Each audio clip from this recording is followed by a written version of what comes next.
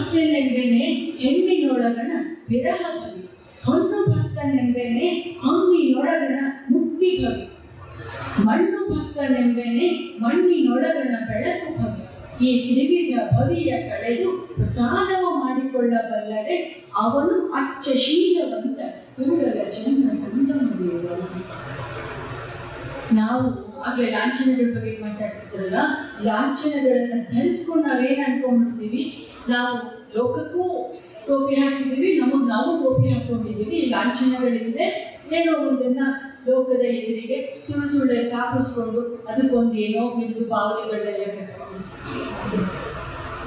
ಈ ವಚನದಲ್ಲಿ ಚನ್ನಬಸವಣ್ಣ ಹೇಳ್ತಾ ಇರೋದು, ಎಲ್ಲರ ಒಳಗೂ ಇರುವ ಭವಿಯನ್ನು, ವಿರೆಯನ್ನು, ಎಲ್ಲರ ಒಳಗೂ ಇರುವ ಲೌಕಿಕವನ್ನು, ಎಲ್ಲರ ಒಳಗೂ ಇರುವ ಅಲೌಕಿಕವನ್ನು ಎಲ್ಲರಿಗೂ ನಾವು ಗ್ರಹಿಸ್ತಾ ಹೋದ್ರೆ ನಾವು ಹಾಗೆ ಮಾನವರಾಗ್ತೀವಿ.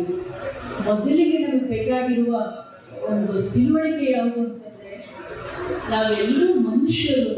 ಆ ಹುಡುಮಾನವರಲ್ಲಿರುವಂಥ 3 ಸಂಗತಿಗಳು ನನ್ನಲ್ಲೂ ಇವೆ ಅನ್ನೋದನ್ನು ಒಪ್ಕೊಂಡಾಗ ಮಾತ್ರ ನಾವು ಮುಂದಿನ ಹೆಜ್ಜೆ ಇಡೋದಕ್ಕೆ ಸಾಧ್ಯ ಆಗುತ್ತೆ ಅನ್ನೋದನ್ನ ಶರಣರ ಹಾಗೆ ಪ್ರಾಂಜಲವಾಗಿ ಒಪ್ಕೊಂಡು ಪಾರದರ್ಶಕವಾಗಿ ತಗೊಂಡು ತೆರೆದು ತೋರಿಸಿದವರು ಯಾರು ಇಲ್ಲ ಅಂತ ಅನಿಸುತ್ತೇನೆ. ಅಕ್ಕನ ವಚನ ಇರಬೇಕು, ನಿಯಮನ ವಚನಗಳಿರಬಹುದು. ಅಕ್ಕಮ್ಮನ ವಚನದಲ್ಲಿ ಅವರು ಹೇಳುವ ಮಾತಿದೆಯಲ್ಲ, ಸಮಶೀಲ ಸಮಗ್ರಾಹಕ. ಅವಳು ಹೇಳೋದು, ನನ್ನ ಹತ್ರ ಒಬ್ಬ ಗ್ರಾಹಕ ಬರ್ತಾನೆ ಅಂತ ಆದ್ರೆ, ಅವಳು ದೇವದಾಸ ಹಿನ್ನೆಲೆಯಿಂದ ಬಂದಂತ ಅಕ್ಕಮ್ಮ ಹೇಳ್ತಾ ಇದ್ದಾರೆ, ನನ್ನ ಹತ್ರ ಒಬ್ಬ ಗ್ರಾಹಕ ಬರ್ತಿದ್ದಾನೆ ಅನ್ನೋದಾದ್ರೆ ನನಗೂ ಅವನಿಗೂ ಮಧ್ಯ ಒಂದು ಸಂವಹನ ಸಾಧ್ಯತೆ ಇರಬೇಕು, ನಮ್ಮಿಬ್ಬರ ನಡುವೆ ಏನೋ ಸಂಬಂಧ ಇರಬೇಕು. ಆ ಸಂಬಂಧದ ಮೂಲ ಯಾವುದು ಅಂದ್ರೆ ಅಕ್ಕಮ್ಮ ಹೇಳ್ತಾಳೆ, ಸಮಶೀಲ ಇರಬೇಕು.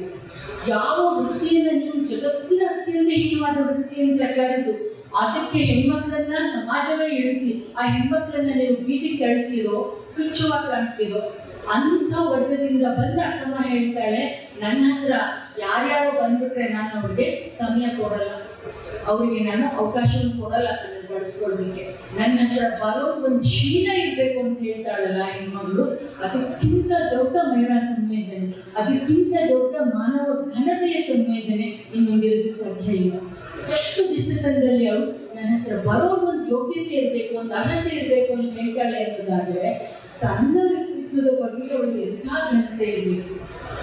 ಹೆಣ್ಮಕ್ಳಿಗೆ ಬಹಳ ದೊಡ್ಡ ಸವಾಲು ಯಾವುದು ಅಂದ್ರೆ ಅವರ ಅಸ್ಮಿತೆ ಎತ್ತು ಅಂತ ನಾವು ಮಾತಾಡ್ಕೊಳ್ತೀವಲ್ಲ, ಅವರ ಐಡೆಂಟಿಟಿ ಎತ್ತು ಅಂತ. ಆದ್ರೆ ಆ ಅಸ್ಮಿತೆಯ ಮೂಲ ಎಲ್ಲಿರುತ್ತೆ ಅಂದ್ರೆ, ತನ್ನ ಬಗ್ಗೆ ಒಂದು ಗೌರವ ಹೋಗ್ಬೇಕಲ್ಲ, ತನ್ನ ಬಗ್ಗೆ ಒಂದು ಪ್ರೀತಿ ಹೋಗ್ಬೇಕಲ್ಲ. ಇಡೀ ಲೋಕ ಏನು ಅಲ್ಲ, ಕಾಲು ಕಸ ಅಂತ ಹೇಳ್ತಾ ಇರ್ಬೇಕಾದ್ರೆ ಸುಮ್ಮನೆ 2 ಸುಳ್ಳುಗಳಲ್ಲಿ ಅವಳನ್ನು ಕಟ್ತಾ ಇದ್ದಾಗ, ಇಲ್ಲ ದೇವಿ ಅಂತ, ಇಲ್ಲ ದೆವ್ವ ಅಂತ ಅವಳನ್ನ 2 ಭ್ರಮೆಗಳಲ್ಲಿ ರಚನೆಗಳಲ್ಲಿ ಅವಳನ್ನು ಕಟ್ಟಿ ಮುಳುಗಿಸ್ತಾ ಇದ್ದಾಗ ಈ ಹೆಣ್ಮಕ್ಳು ಬಂದು ನಾನು ದೇವಿನೂ ಅಲ್ಲ ದೆವ್ವನೂ ಅಲ್ಲ ಅಂತ ಹೇಳಕ್ಕಾಯ್ತಲ್ಲ ಅವ್ರಿಗೆ. ನನ್ನ ನಾರೂ ಅರಿಯಲು, ನಾನು ಮರ್ತ್ಯಳಲ್ಲ, ನಾನು ಅಮರ್ತ್ಯಳಲ್ಲ, ನನ್ನ ನಾರೂ ಅರಿಯಲು, ನಾನು ಸ್ವರ್ಗೀಯಲ್ಲ, ನಾನು ಅಪವರ್ಗೀಯಲ್ಲ, ನನ್ನ ನಾರೂ ಅರಿಯಲು, ನಾನು ಸಾಕ್ಷಾತ್ ಕಪಿಲ ಸಿದ್ಧನ ಹೆಣ್ಣಲ್ಲದ ಕಾರಣ ನನ್ನ ನಾರೂ ಅರಿಯಲು. ನೋಡಿ, ಆ 2 ಕನ್ಸೆಪ್ಟ್ಗಳಿದ್ದಾವಲ್ಲ, 2 ಮಿಥ್ಯಗಳಲ್ಲಿ ಹೆಣ್ಣು ಕಟ್ಟಿರ್ತಾರಲ್ವಾ, ಇಲ್ಲ ನೀವು ದೇವಿ ಅಂತ ಹೇಳ್ತಾರೆ, ಇದ್ದಿದ್ರೆ ನಿಮ್ಗೇನು ಬುದ್ಧಿ ಇಲ್ಲ. ಇಲ್ಲಿ ಅವ್ರು ಹೇಳ್ತಾ ಇರೋದು ಏನು ಇಲ್ಲಮ್ಮ ಅಂತಂದ್ರೆ, ನಾನು ಆ 2 ಅಲ್ಲ ಸ್ವಾಮಿ. ಆ ಮಾತುಗಳು ನೋಡಿ, ನನ್ನನ್ನು ಯಾರೂ ನನ್ನನ್ನು ಯಾರು ಅರ್ಥ ಮಾಡ್ಕೊಂಡಿಲ್ಲ. ಆದ್ರೆ ನನ್ನನ್ನು ಯಾರು ಅರ್ಥ ಮಾಡ್ಕೊಂಡಿಲ್ಲ ಅಂತ ಹೇಳ್ತಾ ಇರೋವಾಗ್ಲೂ ಕೂಡ ನೀಲಮ್ಮನಲ್ಲಿ ಒಂದು ಆತ್ಮಮರುಕ ಇಲ್ಲ, ಅಯ್ಯೋ ಹಿಂದೆ ಇಲ್ಲ. ಅವಳಲ್ಲಿರುವ ಆತ್ಮವಿಶ್ವಾಸದ ಮೂಲ ಯಾವುದು ಅಂದ್ರೆ, ಸತ್ಯ ನಾನು ಯಾರಂತ ನನಗೆ ಗೊತ್ತಿದೆಯಲ್ಲ, ಸ್ವಾಮಿ ನನ್ನ ನಾನು ಬರೆಯೋದು, ನಾನು ಯಾರು. ಅವಳ ಇಡೀ ವಚನ ಯಾಕೆ ಒಂದು ಅದ್ಭುತವಾದ ಕಾವ್ಯದ ಮಾದರಿಯಾಗಿ, ಒಂದು ಸೈದ್ಧಾಂತಿಕ ನೆಲೆಯಾಗಿ ನನಗೆ ಕಾಣಿಸುತ್ತೆ ಅಂತಂದ್ರೆ, ನಾನು ಯಾವ್ದು ಅಲ್ಲ ಅಲ್ಲ ಅಲ್ಲ ಅಂತ ಹೇಳ್ತಾನೆ, ಅವಳು ತಾನು ಯಾವುದು ಅನ್ನೋದನ್ನ ಹೇಳ್ತಾ ಇದ್ದಾಳೆ. ಏನಿಲ್ಲ ಇಲ್ಲ ಅನ್ನೋದನ್ನ ಹೇಳ್ತಾನೆ, ಏನಾಗಬೇಕು ಈ ಸಮಾಜದಲ್ಲಿ ಅನ್ನೋದನ್ನು ಅವಳು ಹೇಳ್ತಾ ಇದ್ದಾಳೆ. ಇದು ಮಹಿಳಾ ಸಂವೇದನೆ. ಒಂದ್ ಕಡೆಯಿಂದ ಪುರುಷರು, ಆ ಕಾಲದ ಪುರುಷರು, ಗಂಡಸರು ಹೆಣ್ಣನ್ನು ಅರ್ಥ ಮಾಡ್ಕೊಳ್ಳೋದು ಪ್ರಯತ್ನ ಪಟ್ಟರು.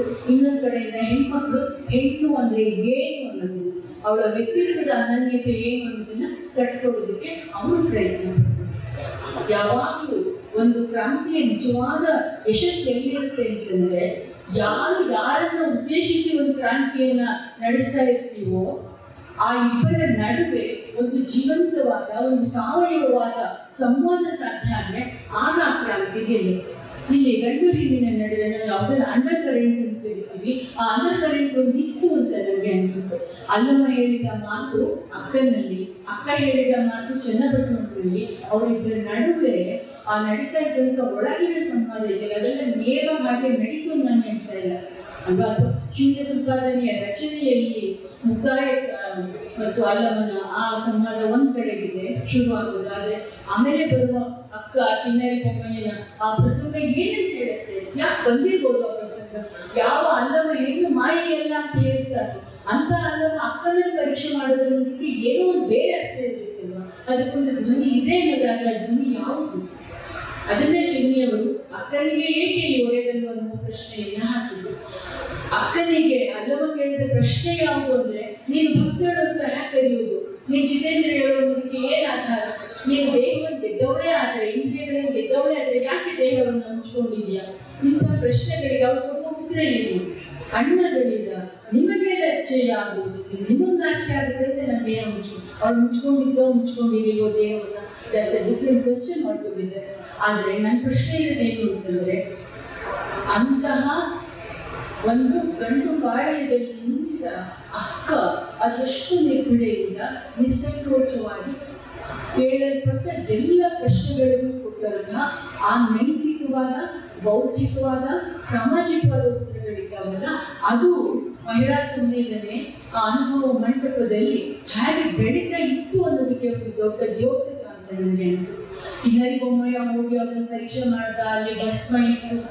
ನನ್ಗೆ ಆ ಸಂಕೇತಗಳಲ್ಲಿ ನನಗೆ ಹೆಚ್ಚಿನ ಆಸಕ್ತಿ ಇಲ್ಲ. ನನ್ನ ಪ್ರಶ್ನೆ ಇರೋದು, ಹೆಣ್ಣು ಯಾವ ಕುಮಾರವ್ಯಾಸನಲ್ಲಿ ಸ್ತ್ರೀಮತವನ್ನು ಉತ್ತರಿಸಲಾಗದೆ ಧರ್ಮಶಾಸ್ತ್ರದೊಳಗೆ ದ್ರೌಪದಿ ಕೇಳ್ತಾಳೋ ಅಂತಹ ಪ್ರಶ್ನೆಯನ್ನ ಧರ್ಮವನ್ನು ಕುರಿತ ಹಾಗೆ, ಗಂಡಾಳಿಕೆಯ ಮೌಲ್ಯಗಳನ್ನು ಕುರಿತ ಹಾಗೆ, ಭಕ್ತಿಯಲ್ಲಿ ಹೆಣ್ಣು ಇರಬೇಕೋ ಇರಬಾರ್ದೋ ಅನ್ನೋದ್ರ ಬಗೆಗೆ, ಅನುಭವ ಹೆಣ್ಣಿಗೆ ಸಾಧ್ಯವೋ ಇಲ್ವೋ ಅನ್ನೋದ್ರ ಬಗೆಗೆ, ಹಾಗೆ ಎದ್ದಿರಬಹುದಾದ 3 ಪ್ರಶ್ನೆಗಳಿಗೆ ಒಂದು ಸಂಕೇತವಾಗಿ ಅನುಭವ ಮಂಟಪದ ಅಕ್ಕನ ಪ್ರಸಂಗವನ್ನ ನಾವು ನೋಡ್ಬೇಕು ಅಂತ ಅನಿಸುತ್ತೆ.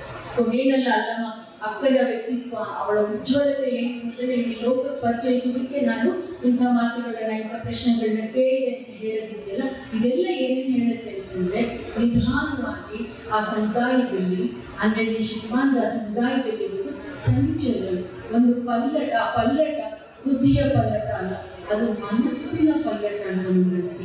ಮನಸ್ಸಿನ ಪಲ್ಲಟದ ದಾರಿಯಲ್ಲಿ ಆ ಸಮುದಾಯ ನಡೀತಾ ಇರ್ತಾರ, ಅದು ಇವತ್ತಿಗೆ ಬೇಕು ಅಂತ ನನಗೆ ಅನಿಸುತ್ತೆ.